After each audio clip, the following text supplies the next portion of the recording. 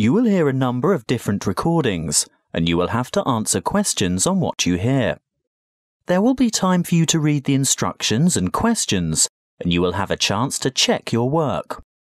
All the recordings will be played only once. The test is in 4 sections. At the end of the test, you will be given 10 minutes to transfer your answers to an answer sheet. Now turn to Section 1. Section 1. You will hear a telephone conversation between a client who wants to rent short-term accommodation and a rental agent. First, you have some time to look at questions 1 to 5.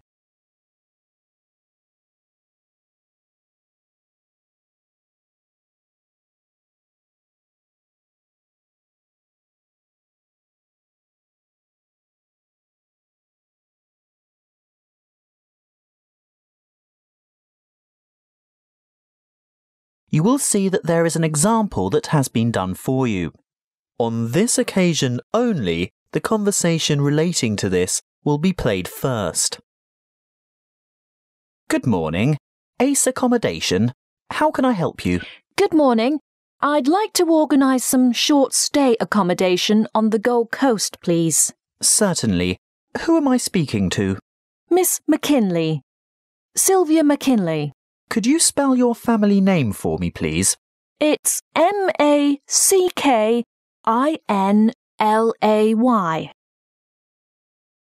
The client's family name is McKinley, so McKinley has been written in the space. Now we shall begin. You should answer the questions as you listen, because you will not hear the recording a second time. Listen carefully and answer questions 1 to 5. Good morning. Ace Accommodation. How can I help you? Good morning. I'd like to organise some short stay accommodation on the Gold Coast, please. Certainly. Who am I speaking to? Miss McKinley. Sylvia McKinley. Could you spell your family name for me, please? It's MacKinlay. Thank you. And your first name is Sylvia? Yes. Is that with an I or a Y? A Y, the old-fashioned way. That's Sylvia. Thank you, Miss McKinley. Now, just for our records, can you tell me what country you live in? Of course. It's England, actually. I thought so. Now, when are you coming? Well, at the moment, we're planning on arriving on July the 26th. Oh, the 25th. That's the last day of the public holiday, and it might be difficult to find something available on that date. No, we're coming on the 26th of July. Oh, well, that's fine then. We'll have lots of good places vacant by then, although you wouldn't be able to move in until late afternoon, because our cleaning crew will need time to get everything ready for you. That suits us. Our flight won't get in until early evening anyway. How many of you will there be? Just my sister and myself. And how long do you intend to stay for? Oh, only a couple of weeks. We'd like to stay longer, but we'll have to get back to work. So, you're not coming on business then? No, it's just a holiday. Why? What difference does that make? Oh, you'd be surprised. Business people have different needs. You know, wireless internet, even fax machines and photocopiers. No, we won't need any of that stuff. We'll be coming to relax and get away from all that kind of thing. Before you hear the rest of the conversation, you have some time to look at questions 6 to 10.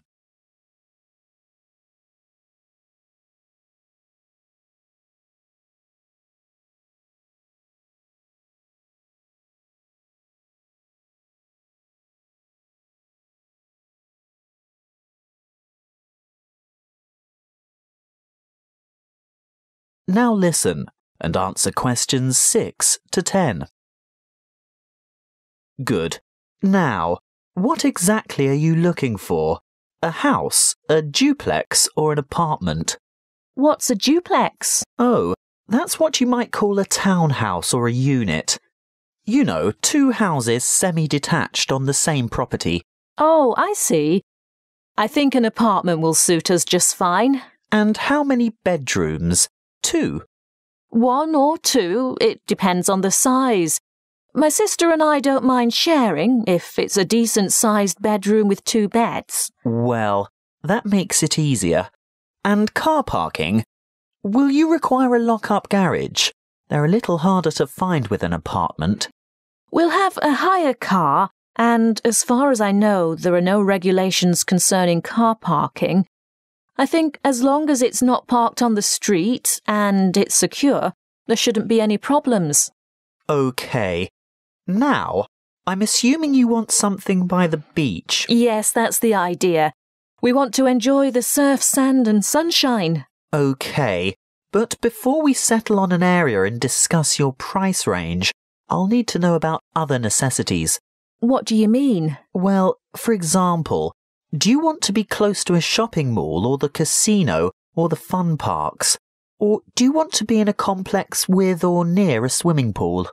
No, none of that really matters to us. But we'd like to have reasonable access to the motorway so that we can drive up to Brisbane to visit friends there. Well, there are quite a few lovely small towns to choose from. There's Main Beach, which is north of Surfer's Paradise, or Mermaid Waters, which is a bit further south, or Palm Beach, which is quite a bit further south. Mermaid Waters sounds delightful. Is it close to the motorway? Well, not really. The M1 is actually closest to Palm Beach, and prices are likely to be more reasonable there too. That's settled then. Palm Beach it is. Now, if you'll just give me your email address, I can send you information about the town and lots of photos. Well, my email is smac13@hotmail.com. And one final thing. How much are you looking to spend per week on accommodation?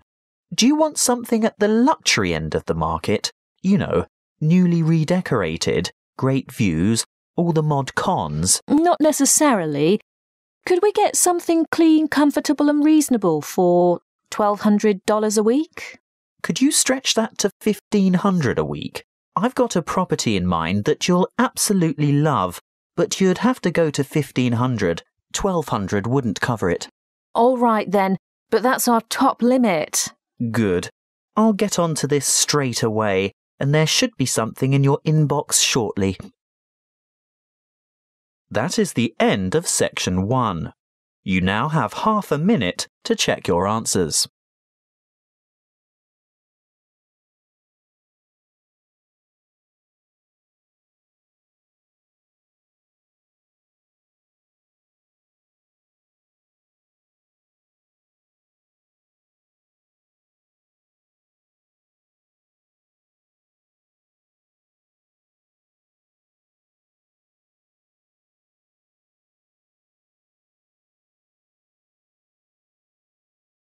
Now turn to Section 2.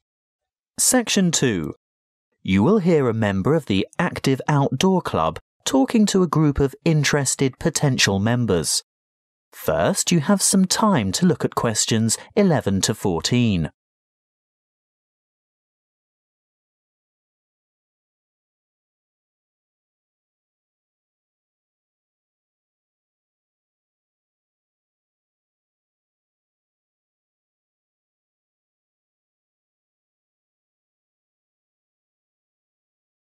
Listen carefully and answer questions 11 to 14. I'd like to welcome you all to our Active Outdoor Club. I'll start by telling you a little bit about the history of the club and all that it can offer, and there will be a chance for you to ask questions over tea and coffee in the lobby afterwards. You'll also be able to pick up pamphlets from the table at the back of the hall, and if you wish to purchase any of our products, Bill will serve you at the front counter. As most of you probably know, the club was founded by Nick Noble about 30 years ago. He thought of placing an advertisement in the local newspaper or erecting a billboard somewhere, But it was the radio that he decided on to reach the most people. You know, other people who might be interested in outdoor pursuits. Just basic activities like walking or tramping. Anything active that could take place in some of the beautiful outdoor settings that this country has to offer. Nick was overwhelmed by the response he got, and the club soon grew from a dozen or so friends and enthusiasts to around 200 members 20 years ago, and steadily since then to reach a membership of over 2,500 now. You don't have to be a hardened athlete or extreme adventurer. On the contrary, it's a group that encourages friendship and fellowship through social and recreational activities. The club tries to cater for all levels of maturity and both genders. In fact, anyone who has the physical ability and a moderate level of health and fitness to participate in open-air activity on a regular basis. I think our youngest member is a 5-year-old boy and our oldest member is a 75-year-old man. Of course, we have more challenging opportunities for those who are up to it, but all excursions are graded according to level of difficulty, and there will always be something for those families with small children. More about that later. I'm sure you realise that it's part of the focus of the club to ensure that our natural environment is kept as pristine as possible. We all have a keen interest in conservation, and many of our members contribute their time or give a monetary donation to organisations that work to enhance and beautify our natural heritage. Before you hear the rest of the talk, you have some time to look at questions 15 to 20.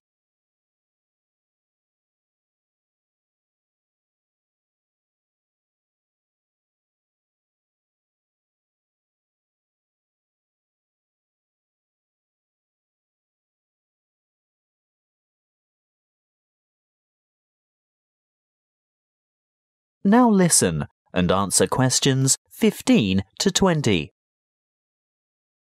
OK, now going back to the grades of activity, first of all, tramping. This is very popular with singles and couples without children, but is certainly not restricted to those groups. Tramping is arranged for Tuesdays and Saturdays throughout the year. Most tramps are of a duration of 3 to 5 hours, depending on the weather and the terrain, and of course the time of year. You would need to check the newsletter or the website to find out place and time, and if you wish to participate, phone the coordinator who can give you more information. I'll move on now to walking, which is very popular with families, but open to everyone. And walks are arranged for every Thursday and every Sunday over the course of the entire year. Walks last no more than 3 hours, although the Thursday walks might be shorter. And again, you would have to check the newsletter for details of the time and area to meet and get in touch with the walking organiser to confirm your participation. Now, the Wanderers are what you might call a subgroup of the Active Outdoor Club.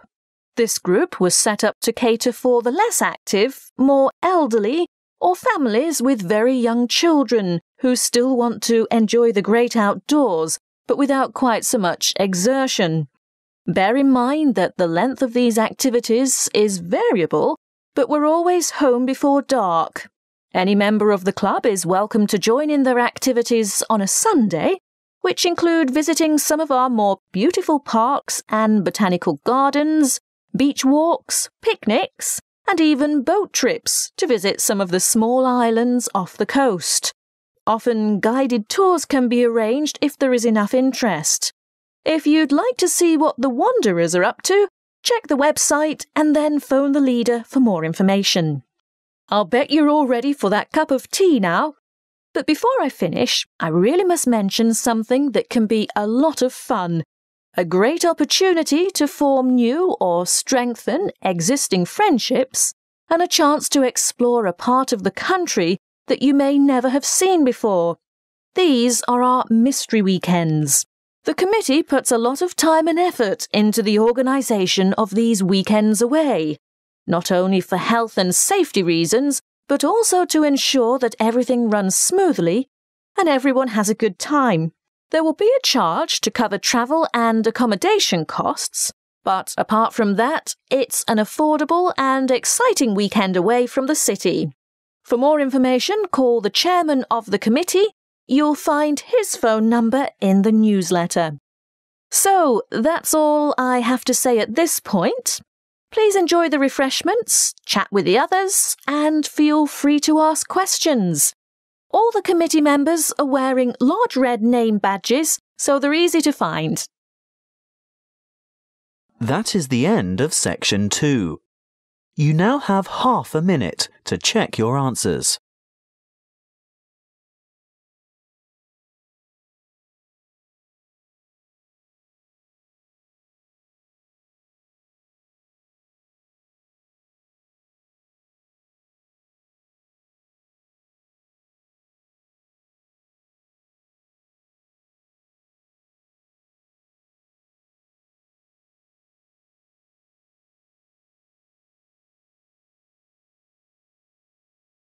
Now turn to section 3.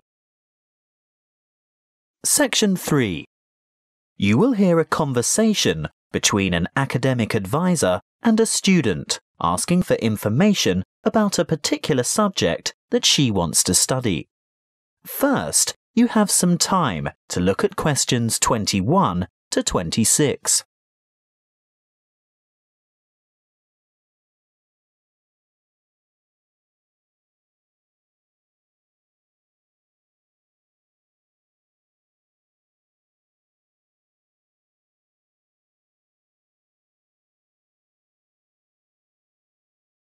Listen carefully and answer questions 21 to 26. Come in and take a seat. Thank you. Now, you've made an appointment to see me with regard to one of the papers you want to enroll in next semester. Yes, that's right. It's the Globalization and Educational Change paper, GEC 692. Ah, well, I know the one you mean, but all the code numbers are going to change next semester, so although the course name will stay the same, the code will be ED995. Not that you have to worry about that. But the content will be the same, right? Oh, yes, to a large extent. The objectives are still to provide you with the skills and knowledge for analysing the challenges that globalisation poses for education. Yes, that's what I'm really interested in. The future of education. Not where we are now, but where we're heading. Well, you'll most likely enjoy the course because it'll give you the opportunity not just to explore, but also to document the advancement of new educational developments. And there'll be quite a lot of analysis involved. Yes, obviously. But once you've examined how education has been affected by cultural values and socio-economic structures, you'll go on to debate the pros and cons of the restructuring of public education in view of rapid globalization. I see, but when you say public education, do you mean worldwide? No. That would be far too large an undertaking for just one paper. You'd probably choose to work with the education system within your own state or country. Sounds interesting, but isn't it a bit restrictive? Not at all. From there, you'd move on to explore the impact of internationalization on curriculum diversity in both developing and developed countries. Have you had a chance to look at the assessment criteria yet? Actually, I have. And it makes me a bit nervous just thinking about it. Why's that? Well, I see that the first assignment starts with an illustrated PowerPoint presentation to the rest of the class. I've never done one before. No need to worry. You can get help with that. Anyway, this presentation isn't graded. It's what we call a formative assessment. The feedback you get will help you to finalise the written review. That's a review of those academic articles in the first part of the reading list, right?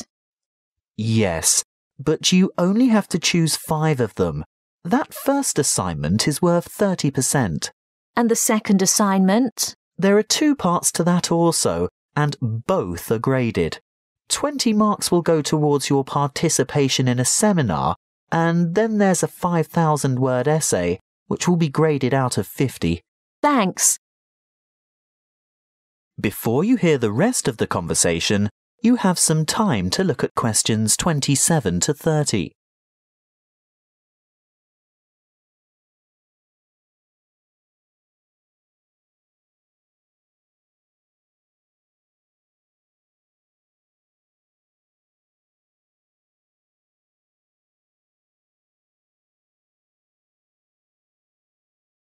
Now listen and answer questions 27 to 30.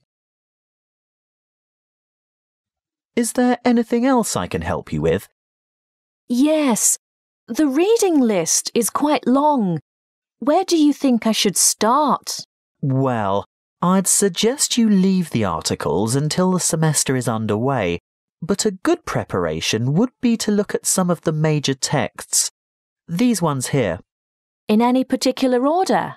You could start with this one by Tower, here at the bottom of the page. Sorry, who? Tower. Tower. 2007. Comparative Education. That should give you a good basis. Then move on to Eliot. Educational Issues of the New Millennium. But be sure to get the 2008 edition, not the original 1998 edition, because so much has changed since 1998. The new edition has extensive revisions and a lot of new material. OK, so that's Tower first, then Eliot. I think I could handle a couple more over the summer break. Well, in that case, look for Brown's Education and Globalization, published in 2009. Actually, there are quite a few books by Brown, but I'd start with that one and leave his others till much later. And I'd also really recommend this one here, Globalization and Knowledge Policy by York, published quite recently in fact, 2010. That is the end of section 3. You now have half a minute to check your answers.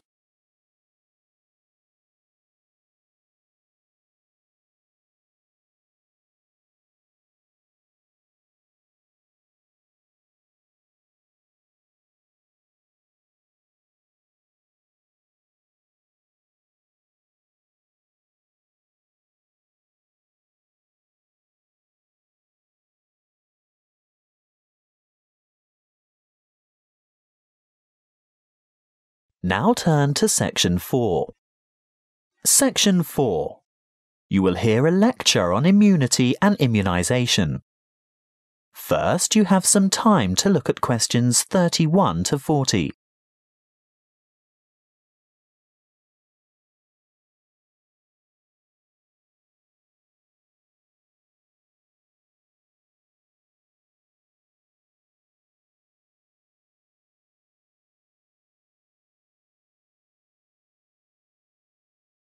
Listen carefully and answer questions 31 to 40. Good afternoon, and thank you for your warm welcome. This will be the first talk in a series of 5 on health interventions, protection and prevention. Could I start by asking for a show of hands? How many of you have had a flu vaccination at the beginning of winter? I thought so. You young ones always think you're indestructible.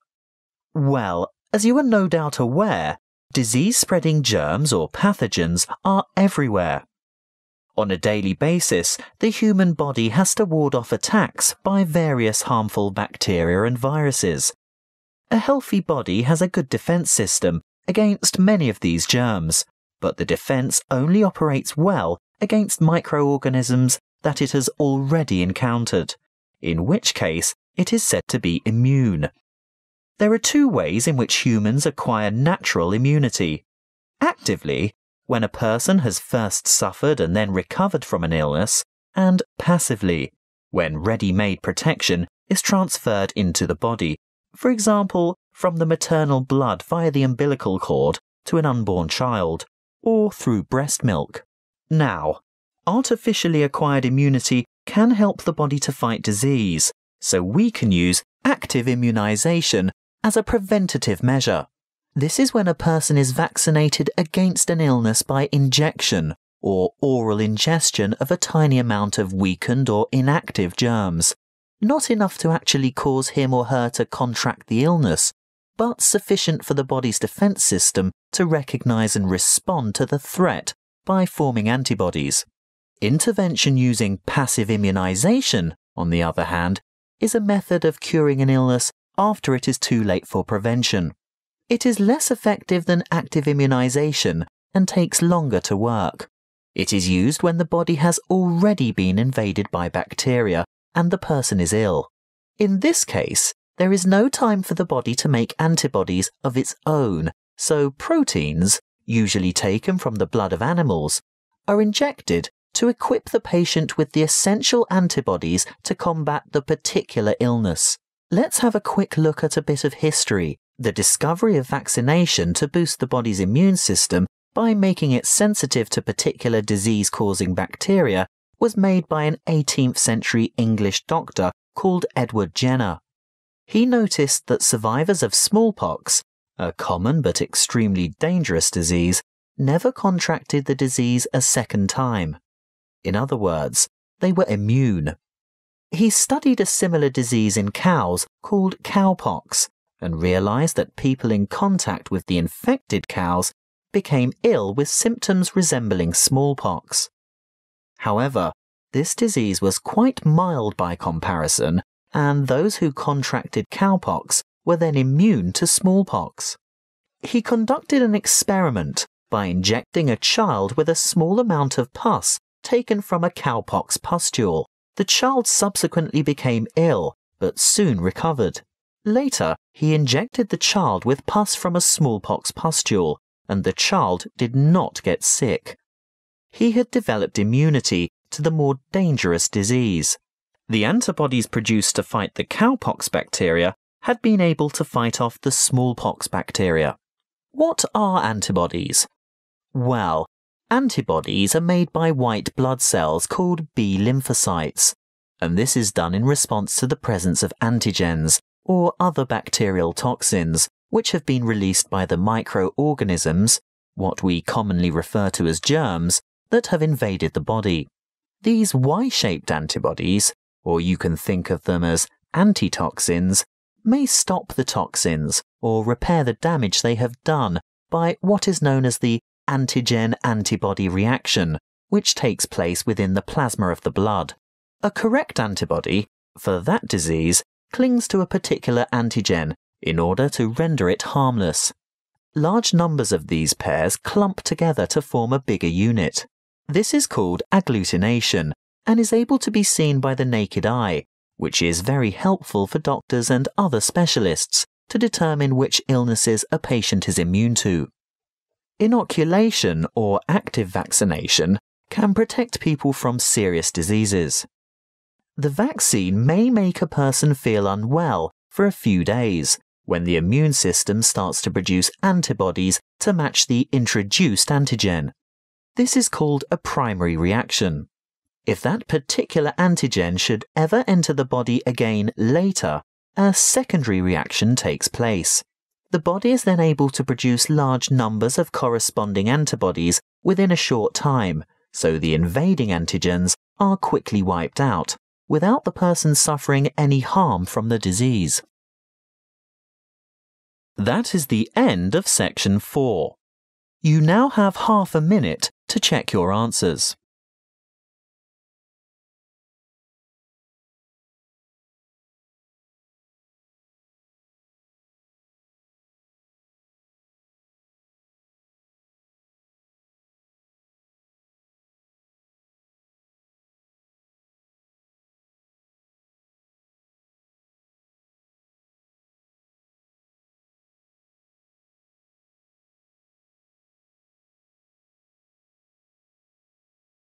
That is the end of the listening test. You now have 10 minutes to transfer your answers to the listening answer sheet.